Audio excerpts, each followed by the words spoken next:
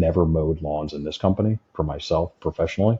I only did that as a kid prior to entrepreneurial times.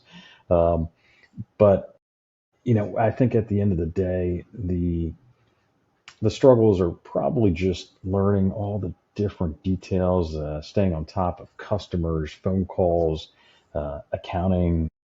I would say accounting is probably a big thing, but fortunately for myself, my wife was an accountant, so she handled a lot of the books in the beginning, and then quickly she actually left her job to work full time for us, and obviously helped with all the payroll, still does payroll and some of the pre-tax accounting, essentially all the weekly checks that are written and accounting, bookkeeping services. So she handles a lot of that still.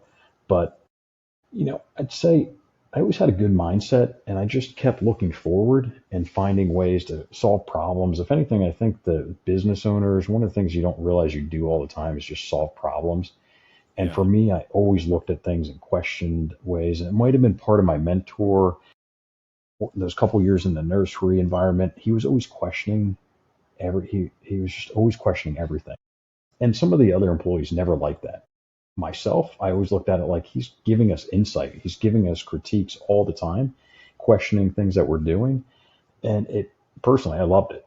It gave me a lot more insight. And I think I grew into the business side of it, looking at that also, always looking for solutions, finding better ways of doing things, whether it's accounting, whether it's financial details, whether it's how to design, how to sell projects, how to meet with clients. I think we have a great system today, which obviously many years developed, but I think that's always been my mindset. So looking back to answer that question, I don't know that I really had big struggles because I always looked at things trying to find the solution. So when there's a problem, I'd figure out the solution and work toward a better solution so that wouldn't happen again. And I didn't really have too many struggles. And I think one of the details that is probably a very common struggle, especially today, is the lack of work. That there's not enough leads there all of a sudden. That there's a lot of landscapers in the market, and the market slowed down a little bit. And a lot of these newer guys that might have been developed in the last couple of years now are seeing that slow down. And I think one of the things that really helped me in the beginning was that partnership that I had with that nursery, that I was getting a nice influx of referrals. I also still worked with them doing seminars. I was putting on pond seminars and paver seminars and different things for them Nice. at their place. So that was something also that, might only get me one job and it might be 4 hours on a Saturday. I got to hang out there. But I talked to a bunch of people, get the name out, get the word out. And that probably helped a lot so that I didn't have those initial struggles of getting work and selling jobs and making things happen. Because that's probably the biggest thing for anybody when you jump into business is that you have to have the leads, you have to have the jobs coming in, you have to close some deals. Otherwise you're not going to have any income and then very quickly it's easier to go back to work for somebody. Yeah. Now, going back, you weren't installing now you're installing pools. So that wasn't always the case. You were doing some No, planting and and stuff, but how and who how would did have that thought I'd be a journey? pool builder? Yeah. How did that come about? So honestly, it probably evolved from the design. And again, back to my always questioning and looking for how can we do things better.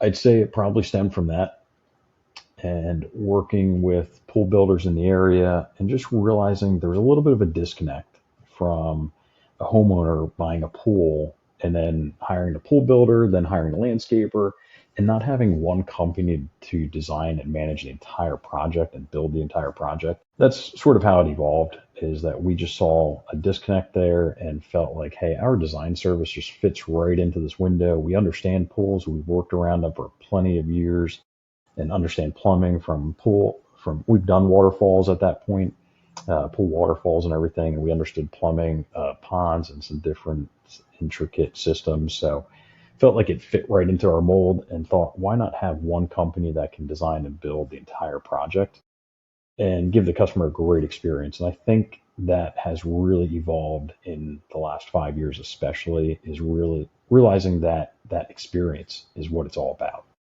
That's Hmm. what we sell, believe it or not. We're selling an experience. We're not truly selling the pool or the patio or the landscaping. It's the experience that they get from the very initial phone call to the design presentation to the final walkthrough, and then many, many years after that, the memories that they're building out there on site.